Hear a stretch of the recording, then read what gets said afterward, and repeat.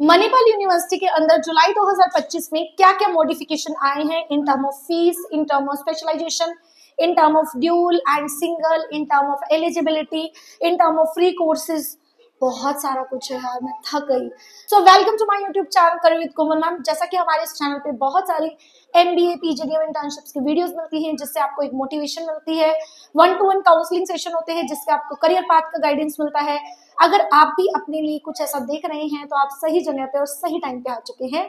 तो चैनल को सब्सक्राइब कर लो एंड बेल आइकन को क्लिक करना मत भूलिएगा, वरना बहुत कुछ मिस कर दोगे। इस वीक में हम दो इंटर्नशिप देने वाले हैं, दो इंटर्नशिप इस वीक में आने वाली है। उसके लिए इस चैनल को ज्यादा से ज्यादा शेयर कर दो ताकि किसी ना किसी की हेल्प हो सके।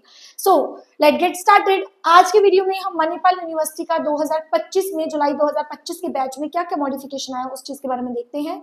ये वीडियो आपके पास लास्ट ऑफ अप्रैल में आ रही है, तो हो सकता है कि इसमें कुछ ऐसे डिस्काउंट्स है जो आप जब तक हमें कांटेक्ट करें तब तक हो या ना हो, दोनों प्रोबेबिलिटी है। तो यू कैन कंसिडर, आप हमें गूगल फॉर्म, व्हाट्सएप एंड आप डायरेक्ट मैसेज के थ्रू भी हमसे कनेक्ट कर सकते हैं। तो अगर मैं बात करती हूँ मणिपाल यूनिवर्सिटी के अंदर 3 यूनिवर्सिटी आती है। First one is Manipal university Jaipur, second one is Sikkim Manipal university and third one is Mahe Manipal academy of higher education. तीनों को 1, 2, 3 पे किसी भी रैंकिंग वाइज नहीं रखा है, नॉर्मल तरीके से आपके सामने एक बात रखी गई है, क्योंकि जब भी हम कुछ बोलते हैं तो सामने वाला उसको किसी और वे में लेके जाने की कोशिश करता है। मणिपाल यूनिवर्सिटी की बात करें, यूजीसी अप्रूव्ड है, NAC A+ एग्रीगेटेड है। अगर मैं बात करूं, बहुत सारे रैंकिंग है, जैसे राजस्थान में फर्स्ट NAC A+ एग्रीगेटेड है, राजस्थान में बहुत फेमस कैंपस है। WES रिकॉग्नाइज्ड है, मेंबर ऑफ ACUB है, ठीक है, और NIRF में टॉप 100 रैंकिंग में आती है। उसके अलावा क्यूएस वर्ल्ड रैंकिंग और सारी रैंकिंग इसके पास है।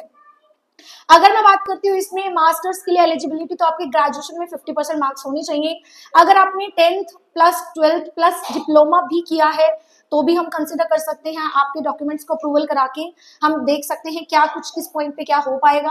अगर आपने 10th प्लस डिप्लोमा प्लस कुछ और डिप्लोमा, इस तरह से 2-3 डिप्लोमा की है तो भी वी कैन कंसिडर ऑल्सो, तो आप हमसे कनेक्ट कर सकते हैं। और अगर आपने सिंपल ग्रेजुएशन किया है तो 50% मार्क्स आपके होने चाहिए, चाहे आप किसी भी फील्ड से हो, चाहे आपने BE किया हो, BSc किया हो, BCom किया हो, BCA किया हो, BTech किया हो, कुछ भी किया हो आपने, ठीक है।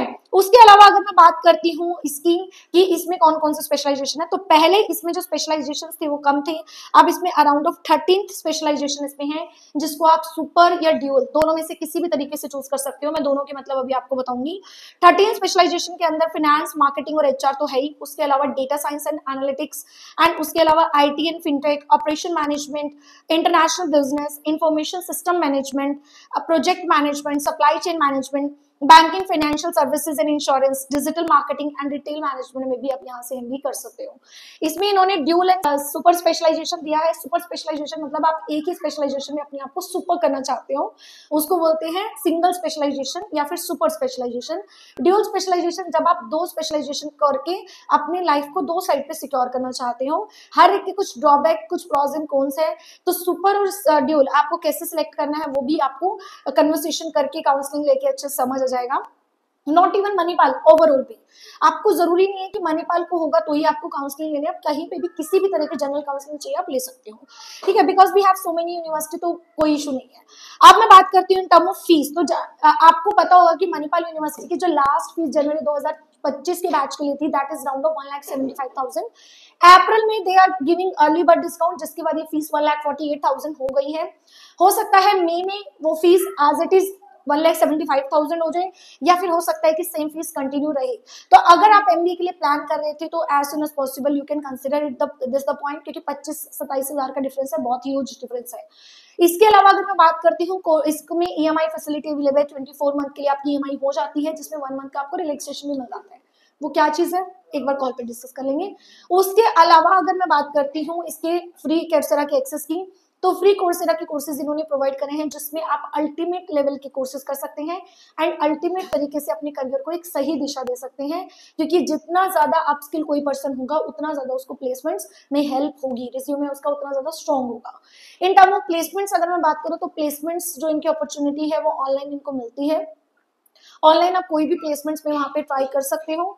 इनके ऑफलाइन भी कुछ लाइक प्रोग्राम्स होते हैं जिसमें ऑनलाइन के स्टूडेंट्स भी जा सकते हैं, जो प्रॉपर ऑनलाइन के स्टूडेंट्स के लिए दिया जाता है, जिसमें आप एक अपना पीयर ग्रुप भी बना सकते हो, अपना 1-to-1 एक दूसरे से इंटरेक्शन कर सकते हो, टीचर से इंटरेक्शन कर सकते हो। So many facility they are provided.